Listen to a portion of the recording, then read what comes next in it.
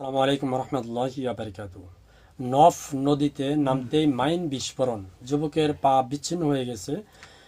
কক্সবাজার টেকনাফের হোয়াইকং সীমান্তে বাংলাদেশের অভ্যন্তরে মাইন বিস্ফোরণে আবু হানিফ নামের এক যুবকের পা বিচ্ছিন্ন হয়ে গেছে।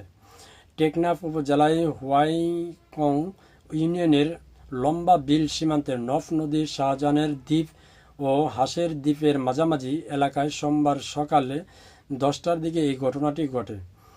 আহতের বাবা ফজলুল করিম বলেন, সকালে সীমান্তের নফ নদীতে বাংলাদেশের অংশে জেগে ওঠা ছোট দ্বীপ শাহজাহানের দ্বীপে তার ছেলে আবু হানিফ জাল নিয়ে নৌকায় দিয়ে মাছ ধরতে যায়। এক পর্যায়ে নদীতে নামলে আকস্মিক বিকট শব্দে বিস্ফোরণের ঘটনা ঘটে।